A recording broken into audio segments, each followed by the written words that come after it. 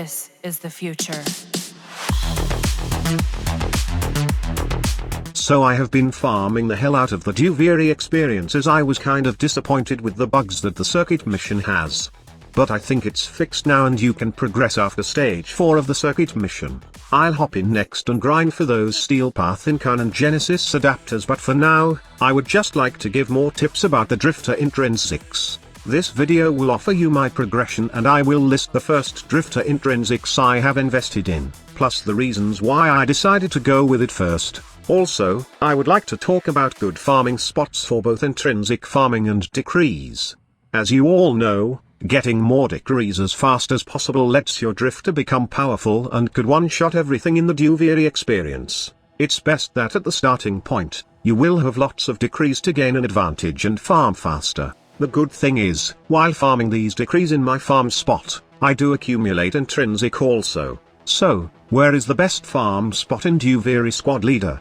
Now, I would like to know your experience in farming intrinsic and decrees also, but for me, I find the lower portion of the plains of Duviri a great starting point to get some decrees and intrinsic fast. Also, this area around here has the best, what I called as reoccurring side missions. What are these missions? These are side quests that spawns faster compared to other areas in the plains of Duviri. In this area, you will mostly encounter missions like killing a group of Thrax units. By the way, just a friendly tip, if you encounter 3 Thrax Herald, then don't bother killing them as they won't reward any decree or intrinsic. Other groups of Thrax will reward, but just skill 3 Heralds as they don't benefit you at all.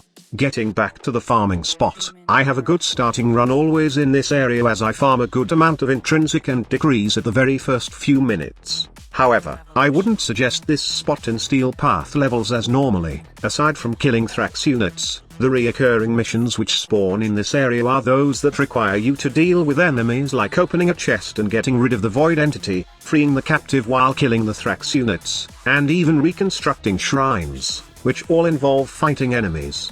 The best way to progress in Steel Path Duviri experience is to do missions like herding the tram, healing animals, reconnecting those things, sorry I forgot the name, solving puzzles to acquire Enigma Gerum, and all those missions that don't require fighting.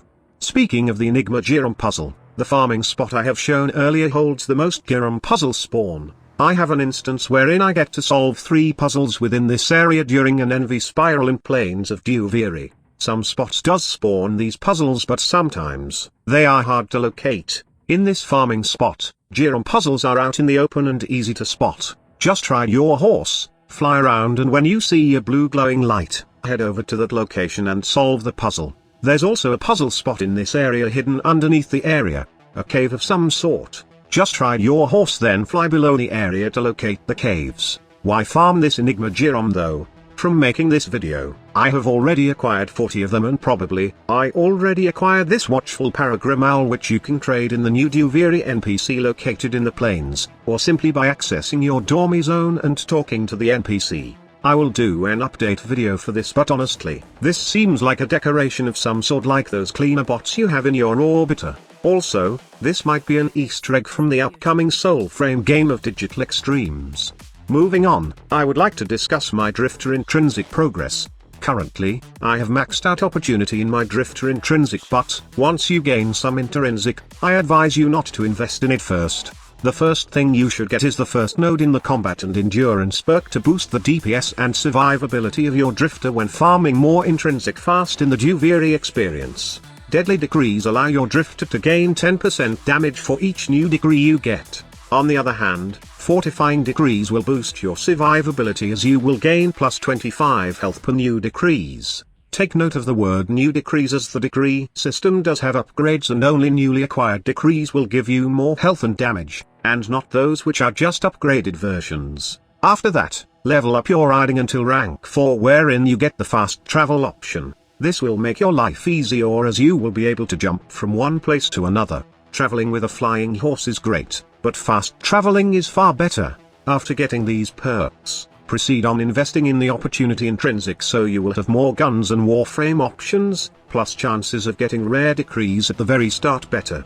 Now, some of you might think that the rank 6 perk in the Opportunity Intrinsic is dumb, but it's helpful at the very start of your journey. Once you get the lucky opener perk, you will be awarded one decree choice before diving into the plains of Duviri. The ability to re-roll those decrees 3 times allows you to pick the best decree which will boost your drifter damage first. Also, what about the Stranger in Black perk squad leader? Is Stalker good?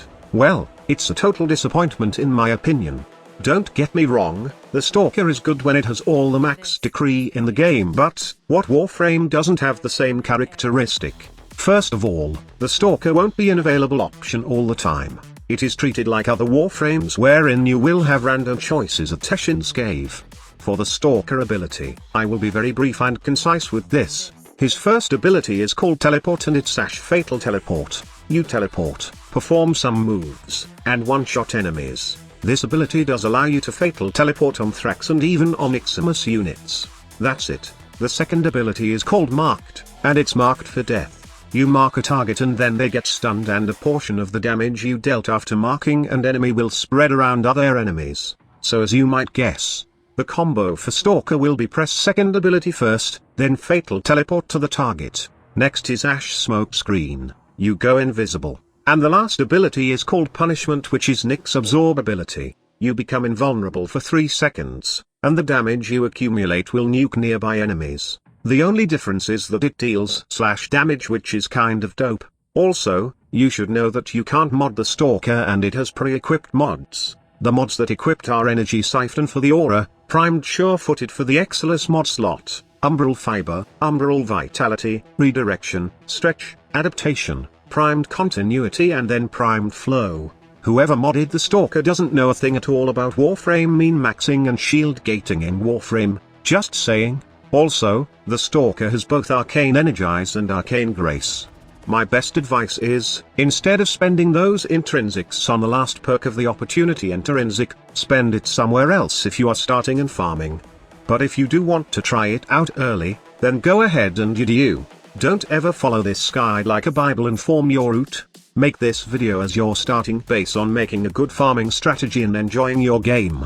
Now, I think I'm done farming the Duviri experience and I will invest my time in the circuit, farming those Incan and Genesis weapons. Circuit missions will also reward Intrinsic, and I'll just passively get them and max out all the missing perks in my Drifter Intrinsic. More Duviri Paradox guide coming in a bit, so stick around, and I hope that the content I'm publishing will help you in enjoying the new Warframe update. Thank you so much for watching. Squad Leader signing off.